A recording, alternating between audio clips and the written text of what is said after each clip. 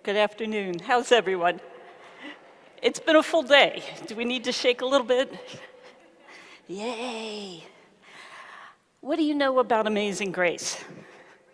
There is a fullness that I've heard through every story today from each of you and from the stories that we've seen in the displays downstairs about how God's presence can do miraculous things when a couple of people start sharing what their heart's passion is and sees how the world's need can be met. Alan Gates shared that with us at the beginning of the day, and it's the best way for me to describe what Amazing Grace is. So, we have a logo that captures what we thought was going to be the name of a program. It's even more than that. It's an experience. It's an experience that happens by the children who have an incarcerated family member that have come initially to a camp that we offer. It's the experience that happens with the team of folks that gather, sometimes monthly because they're on the board and being part of our volunteer committees, sometimes because they're a part of that week of immersive experience. It's the experience the kids name when they talk about what happens when they're able to be together with their peers. So I'm here to tell you a little bit about how Amazing Grace has grown from an idea into a movement on Cape Cod. We had 5 people that are particularly significant in 2014 in the founding of our church. And by knowing the stories of each of them, you can see how their passions are what came to become Amazing Grace. In the top left is Bernice, a school teacher who has mentored a young man from a family who had incarceration in his family from the time he was a young teen through his adulthood. On the top you have Ross, who was a car dealer, who built a facility up in New Hampshire so that he could train people who were incarcerated how to be mechanics, because he couldn't find enough mechanics in his area to be able to service the cars that were being brought to his dealership. You have Carol, who had worked here locally at a company called SPAN, which was helping people who were being released from prison to make that rough transition, to find housing, to find supportive structures, to be able to know how the money was going to come in for meals. And you have Hillary Green at the bottom right, who was a very active person in our parish at St. Mary's Episcopal Church, who is now preparing for the diaconate, who knows how to systematize and get things moving from ideas into action. Each of those 4 talked individually to the 5th person, Libby Gibson, who is the pastor at St. Mary's Episcopal Church. And Libby, in her good wisdom, having heard each of them talk about the need for doing something as a parish that was going to respond to prisoners and people needing support in a prison ministry format, said, you know, I can't do this. You guys have the wisdom. It's in the room. You need to talk to each other. So like a good pastor, she brought them together and put them in a room and made them figure out what that meant. As they were talking, they were paying attention to the fact that intergenerational incarceration is one of the biggest impediments in our society. Children who grow up in an incarcerated family system have probably a 30 to 50% chance of becoming incarcerated themselves. If there's one parent that's incarcerated, it exponentially jumps if it's both parents. It goes even further if there are other family members, uncles, cousins, brothers, sisters. And so the concern about that intergenerational incarceration was as an underlying piece. There was also a deep awareness of how our industry of prison has grown. The war on drugs has made an exponential growth in the number of people in prison. And on the Cape, that's particularly growing because of the impact of opioids and other drugs and addictions that are happening. So there's all sorts of risk factors that are present within our community where people are likely to become incarcerated and where the culture in the family is cultivating a family system that supports the likelihood that the children will be impacted the same way. As our four founders were talking, what happened was they started dreaming about Amazing Grace. Bernice got to know the young man that she was mentoring because of working with a camp in Maryland that happened to be set up similar to Amazing Grace to be able to support children with a family member who was incarcerated. By happenstance, Ross was doing the same kind of work in New Hampshire. And as we talked as a parish about what prison ministry could look like, we realized that there were some support systems in place within the community for people who were in prison. There's a lot of churches on the Cape that will go into the prisons and do programming of various sorts. But where the gap really was being felt was in the families, and particularly with the children who did not have a support system. And unfortunately, the children were there without any cause or fault of their own. So Amazing Grace came up with the idea of trying to nurture positive and healthy futures. And we realized that the family systems were in a deep sense of scarcity of time with parents, scarcity of resources, scarcity of stability. And so we set as a goal trying to be able to develop a way of offering those sustainable relationships to the children and their families. We wanted to be able to give an abundance of opportunity, and it started with a camp. We also knew that there were resources that were limited, and we didn't want to make any assumptions about what children would have as we were trying to start to develop programs. And so we began Amazing Grace. It began in a parish with really a partnership between two parishes, and I need to do a shout out to Andy at St. David's, who St. David's with St. Mary's together were really the founding churches, and their resources with people and money and the ideas that started happening brought together a team that within a short period of time, within 6 months of identifying wanting to do a camp, we were able to get in touch with Jackie Means, who had previously worked at the church-wide office creating camps like this around the country. We are one of 27 that I know of that have been in existence, each of them very different, but all as a result of Jackie's influence. What we started to do also was to look for what other partnerships we might find. And we realized after going to quite a number of different camps on the Cape that there were some that were more able to support the unique needs of our children. We knew we wanted to keep our kids together as a group, not integrate them with the rest of a camp community, so that they could have the peer support that happens when children who have a family member that's incarcerated oftentimes are stigmatized by the fact that that is true, and they can't share those stories oftentimes with their friends at school and at other places. We were able, with Camp Burgess's support, to have them offer us a whole package that gave us a place, and I'll show you the picture of base camp in a second, that allowed us to have a private space.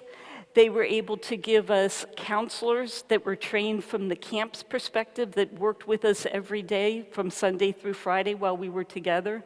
And they were able to give us the specialists so that when we go to the waterfront and when we do ropes, both the low ropes and the high ropes course and other kinds of specialty activities, we didn't need to worry about that.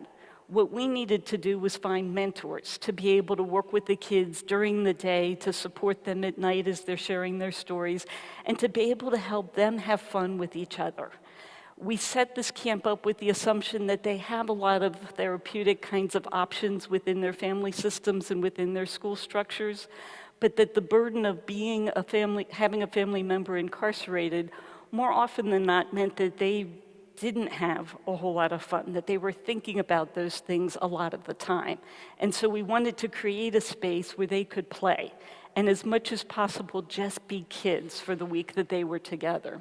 We've grown from 13 kids our first summer in 2014 to this past summer, 5 years now we've been doing this, we had 27 campers. And that was a balancing act of being able to have the information out for the campers and being able to recruit them, with having enough mentors to be able to support them and having the financial resources to be able to pay for the things that needed to be paid for. We give the kids everything that they're provided cost-free to the family. You'll notice hanging there on the table is a quilt, At the end of the week of camp, every child gets a quilt that's been made by people across the Cape. It started as a ministry of St. David's, so that they can take with them that loving experience with all of the memories of their week, so they have that throughout the year to remember what happened and hopefully give them some stabilizing support during the year. We also give them their sleeping bags and backpacks for the school year with things for the school year in it. We give them the toiletries that they might need. We don't want to, like I said, assume that they have anything. We've learned that some of our kids have gone through the being unhoused problem. And oftentimes, unfortunately, in the process of being evicted, some of our families have lost everything as they've had to restart again. So even kids who come back a second, a third, a fourth, a fifth year, we continue to give them the sleeping bags and the resources because we can't assume that they have them. And oftentimes, they also have siblings that can make use of them in other aspects of their lives. This is where the Camp Burgess camp is. It's in Sandwich, Massachusetts. It provides a somewhat centralized place for the people all across the Cape and the southern coast of Massachusetts to be able to come, which is the area that we try to serve. We try to keep it in that geography because we realize that one of the best ways to make change in families that have incarceration is to offer some stability. And we want the stability of relationships to be able to happen. So after our first year of camp, we realized that we missed some people as we got to our second year. We couldn't find them because of the itinerancy in their families. We started doing monthly activities as a way to keep them connected, to continue to support, and to be able to provide that geographic relationship with them and with the mentors that are a part of our program. Base camp is there at the bottom right part of the camp, and like I said, it's a somewhat secluded place. There's a pavilion with picnic tables that we do a lot of our activities when we're together doing arts and crafts and storytelling. We go all across the facilities, and the kids particularly love being able to go to waterfront every day. There's all sorts of water facilities, a trampoline and a teeter-totter kind of thing that they were playing with this summer. The other is that there's a zip line that goes from where it says Adventure Mountain in the bottom left, the whole way across the tennis courts to the ground right by the little cabins in that loop, which is one of the most challenging and also life-transforming things that the kids are a part of. They learn how to do the high ropes obstacle courses. They're harnessed with belaying ropes on, and they're able to really stretch what they think they're capable of. And I can't tell you the stories that I've heard from them as they've realized what they could do that they didn't think they'd be able to do. As I mentioned, Amazing Grace has continued to grow. And from that first year when we had our 10 campers at the base camp for 7 to 11-year-olds, we've had children age out. And we were nervous that we didn't want them to be left out there without support, especially because now we're feeling more and more like a family, and we're wanting to stay in relationship. So we were able, there's a sister camp across the pond that the Y has that has a week of co-ed camp. And what we've been trying to do is to give the kids enough relationship and stability during their time with Amazing Grace 1, as we're now calling it, so that they feel confident and can go with some of their peers that they know to Amazing Grace 2 across the pond. We also have the monthly year-round activities, and we've had great support from parishes and communities in trying to figure out what those activities could be. St. Peter's on the Canal did an arts and crafts project for Thanksgiving and Christmas and hosted and fed us. And we've expanded to the UU Church that has a great cemetery that did a Halloween bash. All of these things give us ways for the kids to continue to grow and be a part of it. They're able to be with us from the time that they're 7, which becomes the portal for them to be a part of the year-round activities. And our goal is for them to be able to stay with us as counselors in training and then come back as junior counselors. Unfortunately, all of this costs money. We figure it costs flat rate just to be at camp, it's $500.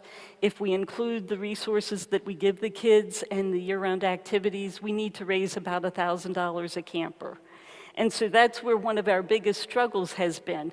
We're at that point where we've moved over 5 summers from being a grassroots organization that has built a structure that now knows what it wants to do. We have the 3 different programs in the Amazing Grace 1, the Amazing Grace 2, and the year-round activities to be able to support our families. But we've gotten to the point where there's a little bit of fatigue. Our volunteers have been really active. As Lally described, St. Mary's Episcopal Church has grown in a lot of different ways and is now supporting other children's ministries, like All Our Children and Food for Kids. So we're having some competition. We've reached out and have included a lot of other faith communities on the Cape. We've this year had a Jewish congregation that's been a part of things with us. We've been working with Rotaries, but we haven't been able to find as many mentors as we need, which is a challenge.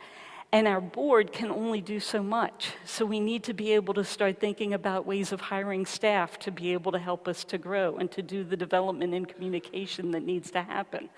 I'm sure all of you know how those things happen in your own ministries.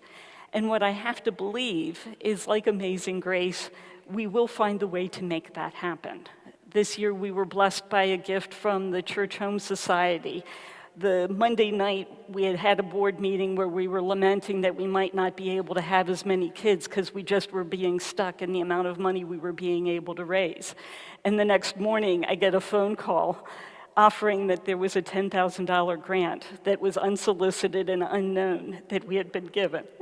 And I can't tell you how my heart just leaped when I realized how good God can be and how amazing the kinds of things are when we do them together. And when we share our stories and can know what we each are feeling called to and passionate about and can support that to each other, we can do more than we can believe is ever possible. And I thank God every day for the opportunity to be in a church that supports and encourages us in being able to recognize what our gifts are and hearing the stories of struggle and of life that we can share so that we can continue to be empowered to do the work that God has given us to do in ways that we never thought we possibly could. So I thank you for being able to be witnesses to me of all of the ways that you continue to do more than you think you can do, and for the blessing that you've given to us so that we can continue to offer Amazing Grace to our kids and to the families that are a part of the program. Thank you.